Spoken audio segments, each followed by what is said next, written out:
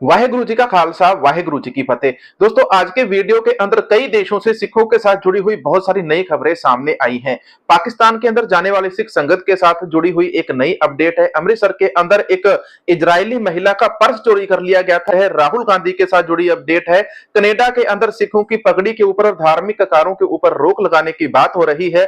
एक मुस्लिम लड़की ने एक सिख लड़के के साथ शादी कर ली है, घर वालों के द्वारा परेशान किया जा रहा था। हरियाणा गुरुद्वारा प्रबंधक कमेटी का चुनाव आने वाला है। कुरुक्षेत्र के अंदर श्री गुरु गोविंद सिंह जी के नाम के ऊपर एक यूनिवर्सिटी बनाई जाएगी कि कांग्रेस सरकार हरियाणा के अंदर पंजाबी और उर्दू भाषा को वहां पर लागू करेगी।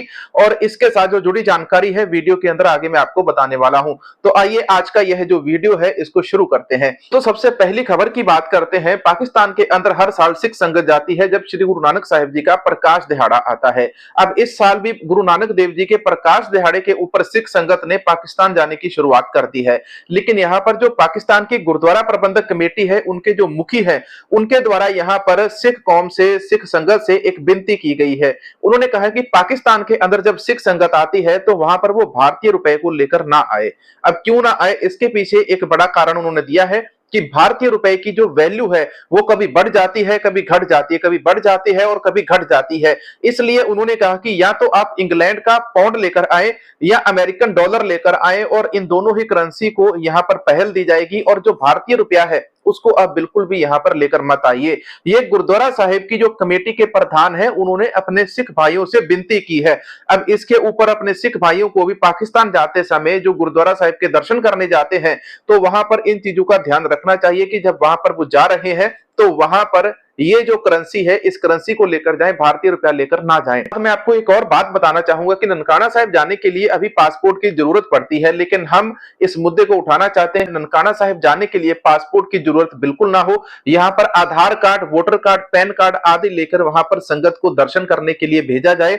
यहां से जो पासपोर्ट की शर्त रखी गई है इस शर्त को हटाना चाहिए, क्योंकि मेरे जैसे हजारों लोग हैं इस दुनिया के अंदर जिनके अभी तक पासपोर्ट बिल्कुल नहीं बने हैं, लेकिन वो ननकाना साहिब के दर्शन करना चाहते हैं। और यहां पर हमारी यही मांग है और इसके ऊपर कई और लोगों ने भी ऐसी अपनी मांग रखी है कि पाकिस्तान के अंदर ननकाना साहिब के दर्शन करने के लिए जो सिख संगत जाती है उस संगत के लिए जो पासपोर्ट का जो रखा गया है क्राइटेरिया उसको हटाकर वहां पर Aadhaar card, PAN card, voter card, कोई और गवर्नमेंट आइडेंटिटी वहां पर लागू करनी चाहिए। जो दूसरी खबर आती है ये कांग्रेस के साथ जुड़ी हुई है। पिछले दिनों आप लोगों ने देखा होगा यूपी सरकार ने एक आदेश जारी किया था कि जिस बंदे की रेडी है, जिस बंदे की दुकान है, वो अपना सही नाम, अपना ओरिजिनल नाम अपनी दुकान के ऊपर लिखे। कोई भी किसी मिसलीडिंग नाम को, किसी और नाम को अपनी दुकान के ऊपर नहीं लिखे। जिसके बाद कांग्रेस ने यूपी के अंदर इसका विरोध करना शुरू कर दिया। हिमाचल के अंदर कांग्रेस ने ये चीजें अपने राज्य के अंदर लागू करना शुरू कर दी। यहां पर कांग्रेस का जो असली चेहरा है वो आपके सामने आ रहा है हिमाचल के अंदर। अगर ये यूपी के अंदर इसी चीज का विरोध करते हैं और हिमाचल के अंदर यही चीज को लागू कर रहे हैं तो ये सही है या गलत है, इसका फैसला आप कीजिए। अब हरियाणा के साथ जुड़ी दो बड़ी खबरों की हम बात करते हैं। हरियाणा के अंदर ये जो चुनाव है, इन चुनावों के अंदर बहुत सारे वादे सरकारों के द्वारा किए जा रहे हैं। बीजेपी वाले कोई वादा करते हैं तो वहां पर कांग्रेस वाले कोई और वादा कर देते हैं। अब ऐसे के अंदर जो कांग्रेस सरकार है उन्होंने एक और दावा ठोक दिया है हरियाणा के अंदर। वो कहते हैं कि जैसे ही हरियाणा के अंदर अब उनकी सरकार बन जाएगी तो सरकार बनाने के बाद वो सबसे पहले हरियाणा के अंदर हरियाणा गुरुद्वारा प्रबंधक कमेटी का चुनाव करवाएंगे। दोस्तों हरियाणा के अंदर जो चुनाव होने हैं उसके लिए मैं सिख भाइयों से एक अपील करूंगा कि अगर हरियाणा के अंदर जो कांग्रेस सरकार आ जाती है, अगर उसके बाद ये अपने वादे के ऊपर पक्के रहते हैं और हरियाणा गुरुद्वारा प्रबंधक कमेटी का चुनाव करवाते हैं तो वहां पर आपको ऐसे उम्मीदवार ढूंढने पड़ेंगे जो सिख रहत मर्यादा का पालन करें और जिन्होंने अमृतधारी हो, अमृत छका हो। बिना अमृत छके हुए कोई भी गुरुद्वारा कमेटी का यदि प्रधान बनता है तो वो सरासर गलत है, वो सिख रहत मर्यादा के विपरीत जाता है। अगली बात यहां पर करते हैं कि जिन जिन बंदों को आप चुनोगे तो उन सभी को नित्यनेम की बाणियां आनी चाहिए। 5 बाणियां उनको कंठ होनी चाहिए। कंठ नहीं होती तो उनका इतिहास, उनकी हिस्ट्री चेक करवाई जाए कि इनको ये रोजाना 5 बाणियों का पाठ करते हैं या नहीं करते, नित्यनेम करते हैं या नहीं करते। और उनको सिख इतिहास की जानकारी होनी चाहिए। 10 गुरुओं के नाम आने चाहिए, 5 प्यारों के नाम पता होने चाहिए, साहिबजादों के जन्म स्थान, उनकी जन्म तारीख, ये सारी चीजें पता होनी चाहिए। दोस्तों कांग्रेस ने ही हरियाणा के अंदर एक और ऐलान किया था कि हरियाणा के अंदर चुनाव खत्म होने के बाद वो पंजाबी भाषा को और उर्दू भाषा को हरियाणा के अंदर लागू करेंगे। उन्होंने कहा कि जिस प्रकार से पहले पंजाबी और उर्दू हरियाणा के अंदर लागू की जाती थी, पढ़ाई जाती थी स्कूलों के अंदर, उसी प्रकार से आने वाले समय के अंदर भी पंजाबी भाषा को हरियाणा के अंदर पढ़ाया जाएगा और उसके लिए जो अध्यापकों की भर्ती है पंजाबी के लिए और उर्दू भाषा के लिए वो की जाएगी और नए नए लोगों को, नए अध्यापकों को उसकी ट्रेनिंग देकर फिर वहां पर स्कूलों के अंदर इस चीज को लागू करवाया जाएगा। अब हरियाणा के ही साथ एक और जुड़ी हुई खबर है। हरियाणा के अंदर कांग्रेस ने कहा है कि वो कुरुक्षेत्र के अंदर श्री गुरु गोविंद सिंह जी के नाम के ऊपर, दशमेश पिताजी के नाम के ऊपर एक बड़ी यूनिवर्सिटी बनाएंगे।